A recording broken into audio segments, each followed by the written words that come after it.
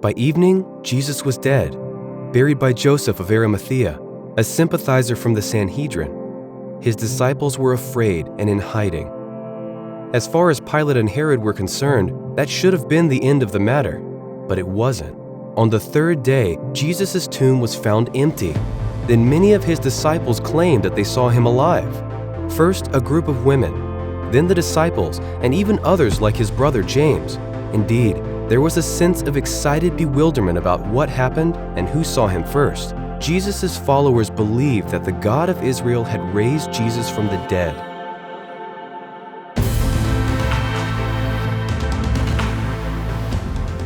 Jesus had been resurrected. But what does resurrection mean?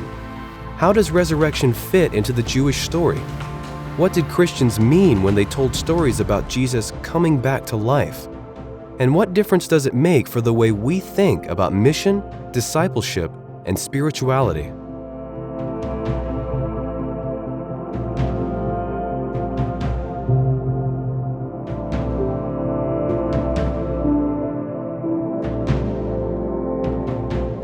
Tom, Christianity began as a resurrection movement. Everywhere you look, in their theology, in their ethics, in their beliefs, their hopes, you find resurrection.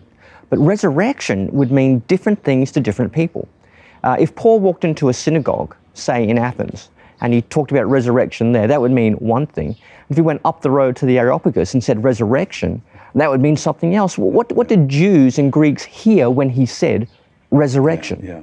As far as the Jewish people were concerned, they didn't all believe in resurrection, but quite a lot of them in the first century did. And those who did saw resurrection as something that God would do for all God's people at the last day. It was going to be a last-minute, large-scale event in which all the righteous dead would be raised to new life to share in the glory of God's new world, God's kingdom. So when Paul said that one person had been raised in the middle of history, that was totally different. Then if he goes up the road and starts talking to Greeks who know a bit of their own philosophy, then resurrection is an extraordinary thing, because as far as they're concerned, the body, for many of them anyway, philosophically speaking, the body is a tomb in which the soul has been imprisoned. And they want the soul to be released from the tomb of the body, not the body to be released from another sort of tomb. And so for many of them, they didn't want to have a body back. They wanted the pure soul. Now, that's an oversimplification, of course, but it tells you something very profound, that for Greeks, the idea that a body would be raised from the dead, a human being who had died and was on the way to being decomposed, would come back to life again. This just wasn't part of the game plan at all. So we have two very different strands in the culture with all sorts of varieties. But in the middle of it, we have Paul saying, no, this thing God has done for Jesus, and as a result of which everything is now different. That's amazing. So resurrection, whether for Jews or for Greeks, would be somewhere between strange and scandalous. Well, yes, absolutely. And Paul says that it is scandalous to Jews and just foolishness to the Greeks. And then he says, but when we preach this message, it carries a power. Even those who weren't expecting anything like this find that the news that somebody has been raised from the dead does things to them. It changes them, changes communities.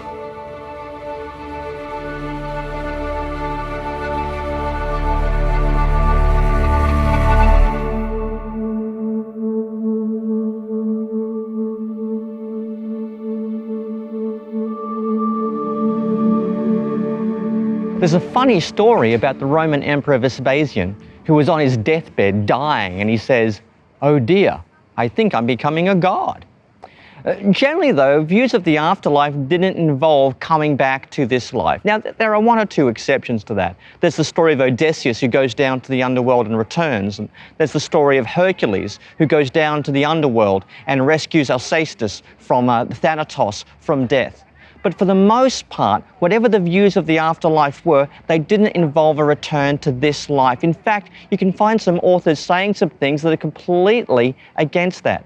One Greek author said, "Once a man has died and the dust has soaked up his blood, there is no resurrection." And similarly, the Roman poet Horace said about his friend Quintilius, that he sleeps the sleep from which men never recover. You see, for the ancient Greeks, there was no resurrection. The idea of coming back from death, a decaying, decomposed corpse, coming back to life was revolting. It was abhorrent. It was too revolutionary. Now, what this means is that the early church, The apostles Paul and Peter, they were proclaiming the resurrection. And that was a message that was counterintuitive to the Greco-Roman world. And yet they proclaimed in Greek and Roman cities the resurrection of Jesus Christ. Although it seemed foolish, although it seemed revolutionary, this is the message they held to. They believed this is the message that the Greek world and the Roman world needed to hear.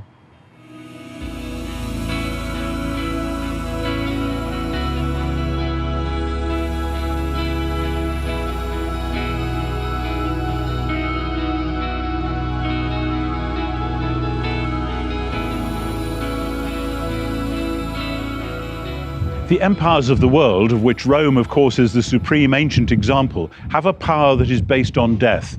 We're going to do this, and if you get in our way, the ultimate sanction is we will kill you. And in Rome's day, that often meant crucifixions. One of the reasons that the Jewish people resisted empires in their day, in whatever way they could, was that they believed that their God was the creator of the world and that his power was the power of life. He'd given life in the first place as the creator, and in some sense, which they gradually began to explore, he would give life in the future. There are hints and signs in the Old Testament of God as the giver of life, though they never work it out in much detail as to what that's going to mean ultimately, except for a few passages which speak about a new heaven and a new earth. But it's when there's great persecution, particularly in the 2nd century BC, that some people within the Jewish community start to speak about a new world in which God will raise the righteous dead, perhaps all the dead, to face the ultimate judgment. Because God made a world and made it good, and God's new world is going to be like this one, only more so. And those who have died, particularly those who have died as a result of persecution, will be raised from the dead to share that. Over the 200 years that followed, up to and including the time of Jesus and Paul, there was a variety of opinions within the Jewish people. The aristocrats, the Sadducees, who pretty much liked things the way they were suspicious of any of these revolutionary ideas of God doing something radically new. So they rejected the idea of resurrection of the dead. But the Pharisees, who were a populist pressure group, who were longing for God to do the new thing which they believed he'd always promised, they were very keen on the idea of resurrection, that a new day was coming and that perhaps it was up to them, through their holiness of life, their keeping of the law in a new way, to hasten that day, to bring it on, the day when finally God would do the new thing and raise all the righteous dead to life at last. There were many other opinions as well. If we look at the Jewish philosopher Philo, we see that he is playing with the ideas that you get from Plato's philosophy, in which you wouldn't have a resurrection, trying somehow to put that together with Jewish ideas and producing a hope of a blessed immortality, but probably not a physical one. If we go to the Dead Sea Scrolls, there are hints and signs of a belief in resurrection there. Those scholars are still not quite sure how that's working out. But if we look at the revolutionary movements, what we see is people who are fired with this belief that God is going to do the new thing, he's going to raise the dead, and therefore what they have to do in the present is to be loyal to him, so that even if they die in the attempt, then God will nevertheless raise them to new life. And it is this hope that surrounds and inspires so much early Christianity. But there's been a great shift. Because for those Jews who believed like that, resurrection wasn't something that was going to happen to one person in the middle of history. It was something God would do for all his people at the end of history. And they're never very specific or clear about what exactly resurrection will consist in. For some, resurrection is spoken of in terms borrowed from the book of Daniel chapter 12, that maybe it'll be that they will shine like lights in the sky, like stars in the night sky. And for others, it's a return to a world very much like this one. In a book called 2nd Maccabees, written to celebrate the victory of the martyrs at the time of the Antiochene persecution in the 2nd century BC, the martyrs claim that they can have their hands cut off or their tongues pulled out because God will give them back the exact same stuff again. It's as though resurrection for them is coming back into a life very much like the one that they'd had before. So resurrection is a belief which is a way of affirming two things. One, that God, Israel's God, is the world's creator, who is going to recreate this world. But two, he is a God of justice who will ultimately put things right. And if people have died in the struggle, then they need to be vindicated. It needs to be seen that God is God, that he is the righteous God, and that all will be well for them in his new world. And interestingly, as the debates go forward after the time of Jesus, both among the rabbis and among the early church fathers, where you get resurrection belief, it goes with this double belief in God as the good creator and in God as the God of justice. So what we then find in the early days of Christianity is a retrieval of this Jewish view of resurrection, but an explosion of new readings of old texts, which nobody up to that point, so far as we know, had read in this way. For instance, there's a famous passage in 2 Samuel chapter 7, when God says to David, "I will raise up your seed after you, who will sit on your throne, and he will build my temple." Now, so far as we know, no Jews before the time of Jesus and Paul had read that as a prediction of resurrection. There wasn't, in other words, a great promise which people were clinging to about a Messiah who would be raised from the dead. After all, they believed that when the Messiah came, he would bring in God's kingdom. He would be defeating the pagans, not dying at their hands. But we can understand why, in the light of what they believed about Jesus' resurrection, they started to reread texts which they knew, but which they hadn't read that way before.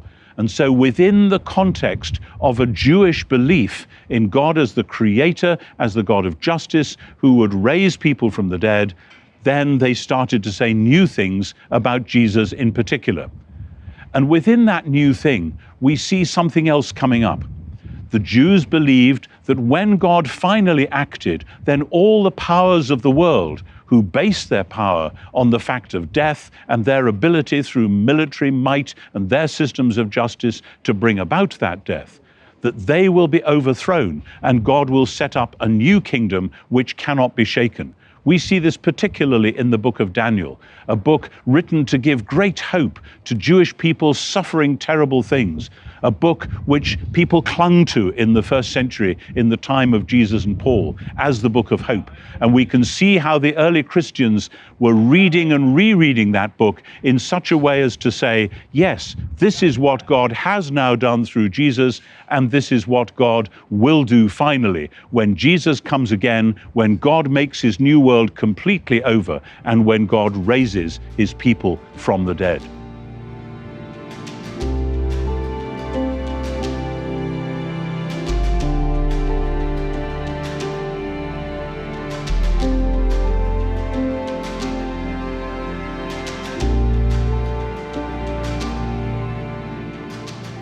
I'm here in the apartment where the Apostle Paul may well have been under house arrest in Rome.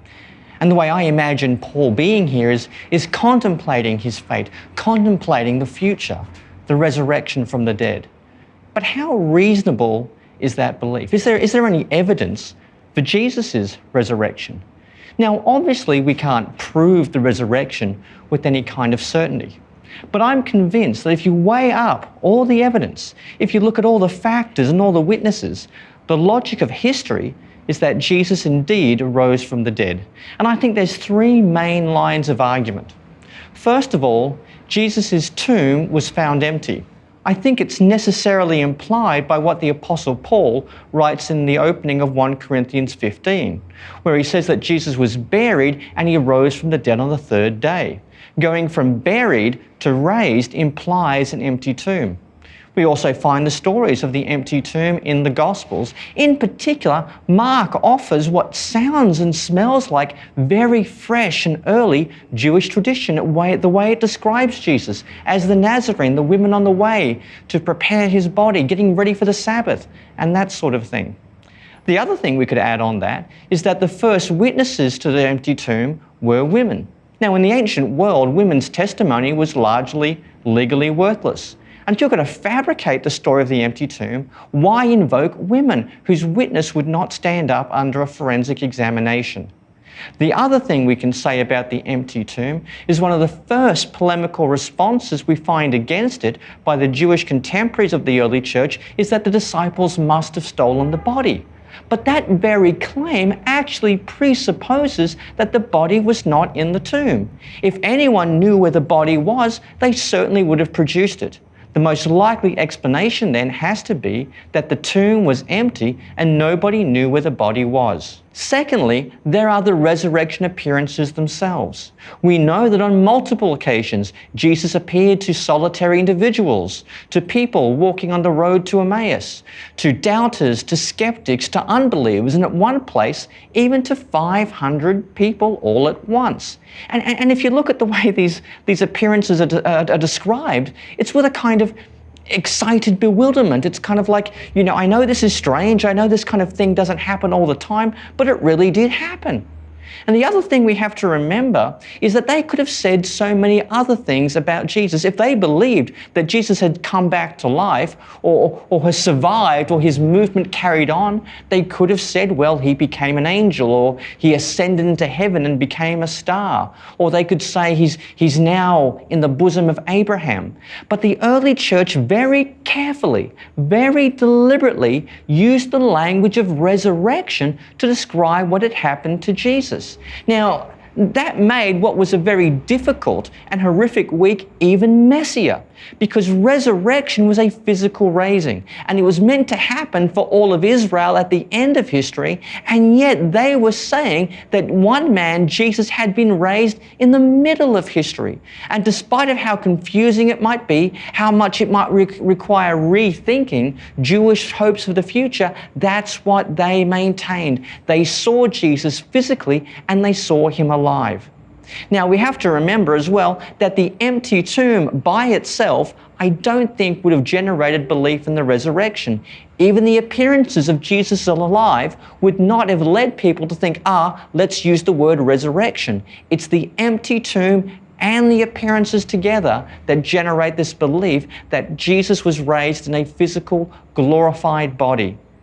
Finally, the third thing we have to mention is that the whole church was driven by this belief that Christ had been raised. It wasn't an ancillary belief that they added on. It wasn't simply an accessory. They were a resurrection movement, and their preaching, their prayers, their hopes, their dreams of the future, their symbols, what they did and what they said was all permeated by the belief that Christ was risen. The best explanation for what provides the momentum, the energy, and the impetus for the early church has to be that Christ indeed was risen.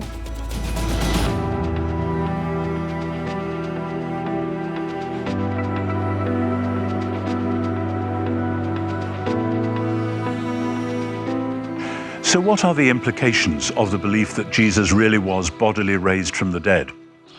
They start right away on Easter morning as the disciples scramble around trying to figure out what on earth has happened and what precisely it means. Because we have to remember it wasn't in their game plan. They weren't going around after his crucifixion saying, well, that's very unpleasant, but in a couple of days or so he'll be back again.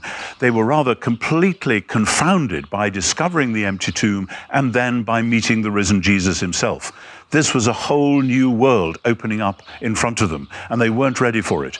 So the implication right from the start is that God's new creation has begun. Somehow God seems to have dealt with the fact of death itself in the person of Jesus. And then as they reflect on that over the weeks and months that follow, there are two things which are coming at them from a variety of angles. One is that the ancient scriptures, which many of them had known and loved since boyhood, the ancient scriptures had been fulfilled, but in a completely unexpected way. They started to read familiar texts with new eyes, so that when, for instance, God promises to David, I will raise up your seed after you who will sit on your throne, they said, oh my, it says, God will raise up your seed. He has resurrected Jesus. This is the fulfillment of the promise to David. which was also a promise about the building of a new temple, the new thing that God was going to do, the new way he was going to be present with his people. So we have a new creation, we have a new fulfillment of Scripture. And then the second thing that happened very soon, I think, was that they realized that this was the fulfillment of the promise about the Exodus, that God had said through many prophets and in the Psalms that what he did for his people when he brought them out of Egypt, he was going to do in a whole new way, and was going to do it in a way which would last forever. And they came to realize that this rescue from slavery had actually happened in Jesus, and that those who belonged to Jesus, those who were somehow enfolded within his life, that they were the new Exodus people, the people who had been released from slavery. And it didn't take long for them, and then this particularly comes through in the writings of Paul, to say that the ultimate slavery is sin and death. The death from which God had raised Jesus, and the sin which in Hebrew scriptures all the way through is the ultimate background cause of death. Because when people worship that which is not God, and when people behave in ways in which their humanity, their image-bearingness is diminished or distorted or destroyed, then we see that sin and death just go hand in hand. And so Paul says, if the Messiah hasn't been raised, our faith is futile and we are still in our sins. In other words, no resurrection means that sin has not actually been dealt with. And then, of course, he comes back and says, but actually the Messiah has been raised from the dead. And as a result, he is now Lord of all, and he now is ruling at the right hand of the Father. Because that's the next implication which arises out of this idea of new creation, new fulfillment of Scripture, new Exodus, and dealing with sin. The next implication is that if Jesus has been raised from the dead, he is Israel's Messiah, as he'd always hinted and as they'd begun to expect. But Israel's Messiah in Scriptures is the Lord of the world. When we read Psalms like Psalm 2 or Psalm 72 or Psalm 89, we find that when the Messiah comes, when David's son arrives, he will be king over all the world, not just over Israel.